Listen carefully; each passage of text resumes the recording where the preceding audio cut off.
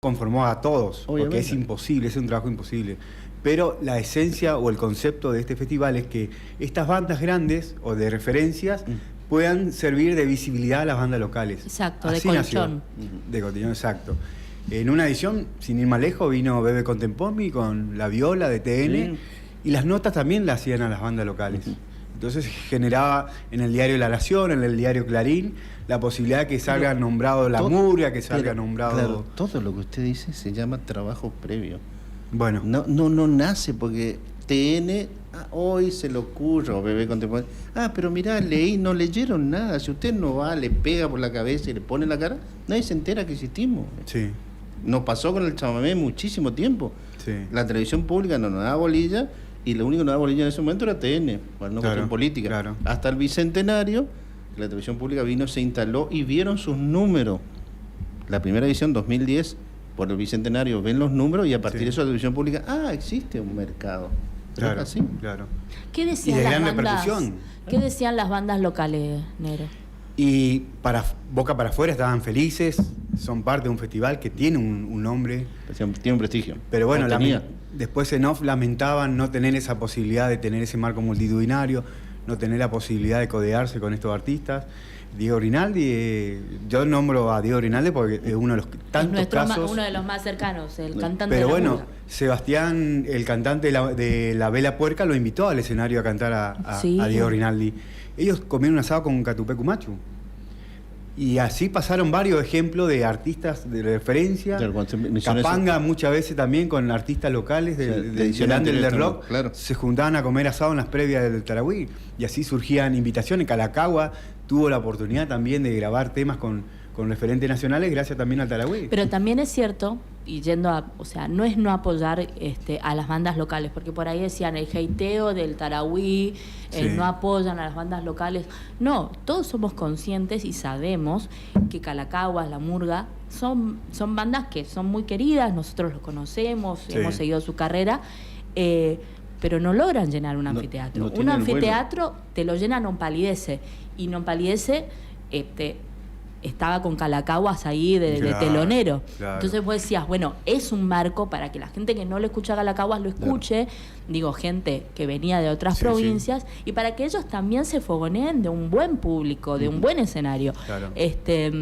Y Orio vino con Alma Fuerte a una edición del Tarahui, y estuvieron con los Chicos de Cráneo, estuvieron con Grito Clandestino. Claro, porque siempre existía eso, poner de telonero a uno del mismo género que acompañe, qué sé yo, y después venía la banda grande.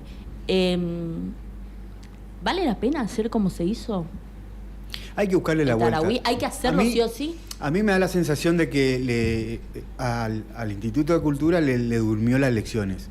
Quizá antes, con la experiencia que tenía Gabriel Romero de adelantarse a la jugada, sabiendo que venía una elección. Y con el equipo. Claro, ya se adelantaba a la jugada, entonces ya tenía el mapa de opciones previo a una campaña. Que desde que se hizo en el Corsódromo, la misma empresa que está encargada de los carnavales estaba encargada de realizar el Tarahui, que es de la Estrella. Bueno, ahí a ese punto me gustaría llegar. Porque muchas veces las empresas, 300 tiene su grupo de bandas musicales que fogonea y acompaña, hace las giras.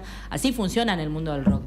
Uno no contrata directamente a los piojos, no. Se contrata a una productora que los trae a los piojos. Y muchas veces, al no tener estos contactos, se pierde un montón. Estas empresas como de la Estrella, empresas que manejan estos contactos, sí tienen la posibilidad de en un mes armarte una grilla más o menos. Y claro, y es lo que apuntamos siempre, que es lo que pasó, o sea, teníamos poco tiempo para armar la grilla, por eso, es una realidad. Tener una posibilidad de tener previsibilidad, no solamente para garantizar, porque la agenda de las bandas nacionales, quizás tenés que tantearlo un año antes. Pero Martín, ya se sabía que si usted anuncia que va a haber Tarahui Rock 15 días antes de la realización, es que no tenía ni una banda contratada.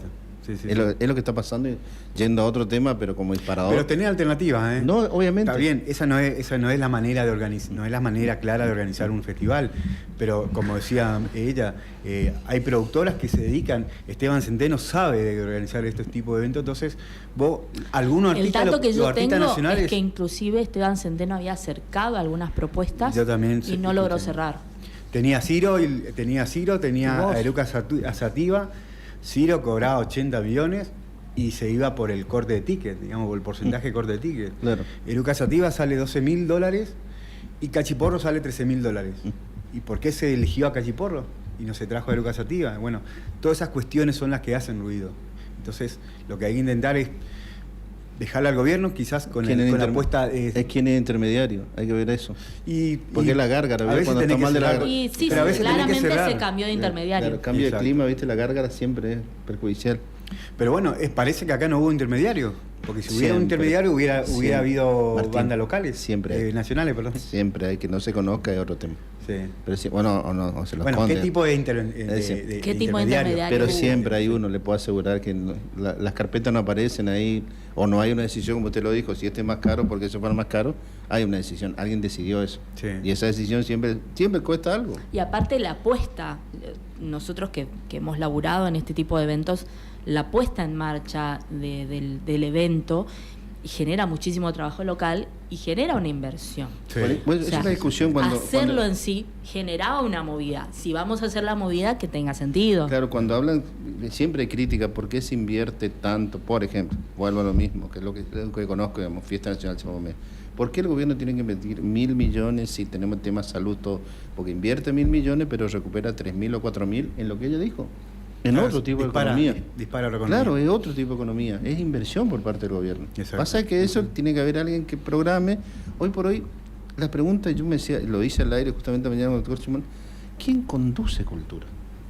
Porque yo pregunto y no, pero una chica le dijo a un colega 2 días antes, el colega venía estudiando la posibilidad de las bandas, y el jueves le avisan que no, vos no vas a participar.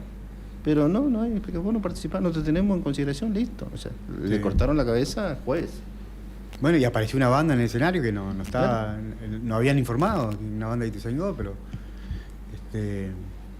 cosas que pasan, dijo la banda. ¿Pasan qué cosas? Pero ya nos deben pasar con 15 No años. deben pasar, sí.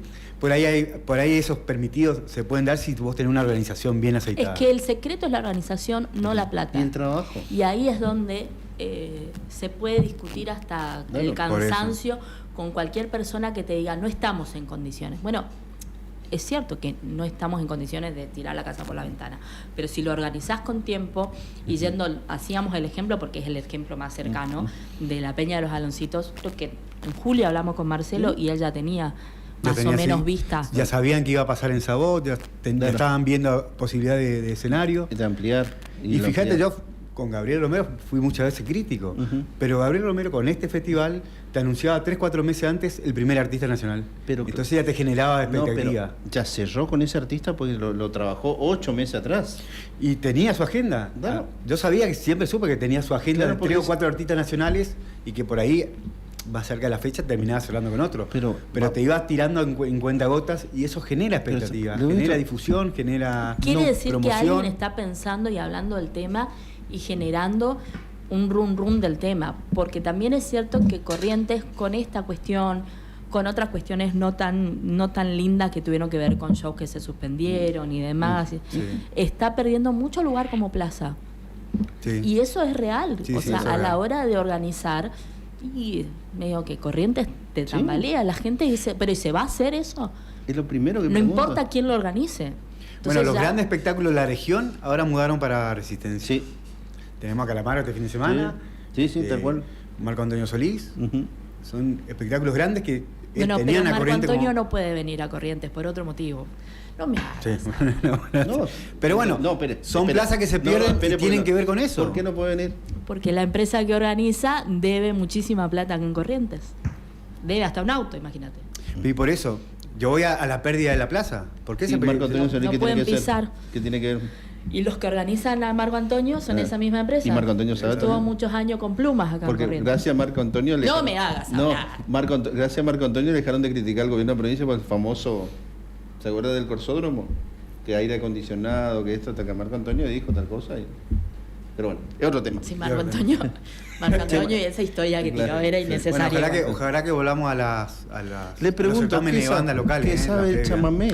La previa al Tarahui, perdón, antes de ir al chamamé en sí. Claro, había una previa que eran certámenes en toda la provincia. Y gustaba a las bandas eso. Gustaba. Y después se hizo Digamos. regional. Pues se iban Claro. a Posadas, Lenois, que tocó ayer, que tocó anoche, la anteúltima, esa fue una banda que tuvo que venir a medirse en alguna de las ediciones anteriores acá en Corrientes. Que ahí también estuvo Grito Clandestino, que estuvieron muchas de las bandas que después ya quedaron como parte de la grilla, no constantemente o no seguidamente, pero sí que fueron llamándolas. Y esa previa, ese pre-Tarahui Rock o pre-Corrientes Rock que era en ese momento, es buscar las bandas regionales y las mejores suben, por mérito, digamos. Pero a las bandas les servía, porque tenían un escenario de buen nivel, ellos se medían ahí en ese escenario, sabían qué podían corregir y qué no, y aparte conocían a otras bandas, que es lo más lindo que tiene este tipo de encuentro de rock. Bueno, ahora sí, chámame. ¿Qué se sabe? ¿Usted que sabe tanto? Cosquín y Jesús María, inclusive los Aloncitos tienen grilla cerrada. Y el chamamé empieza ahora, recién empieza ahora a sumar. ¿Sí? Sí, sí. ¿Ya, pero tiene alguna banda en vista? No, yo sabía que terminaba el Tarahui y empezaban a estudiar la posibilidad de grilla. Vuelve a la dirección Eduardo Sigori, que esa también es una buena noticia porque es una de las personas que sabe leer el concepto de la fiesta.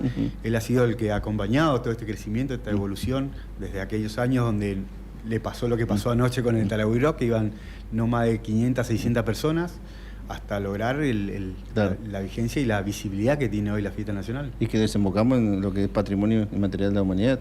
Exactamente. Que fue un trabajo de años también, o sea, nada. Y eso tuvo mucho que ver con la fiesta nacional, no con el trabajo de escritorio obviamente, o catedrático, sino tuvo que ver con esta visibilidad que le dio la fiesta nacional. Claro, ahí encendido en ese momento que hablábamos de 10 millones de personas, porque era no solamente el tema del sur de Brasil, todo lo que es la integración cultural que tuvo. Y sigue creciendo. Chile ahora tiene presencia de chamamé importante. Sí, eso nos hablan todos los artistas que van y están muy contentos.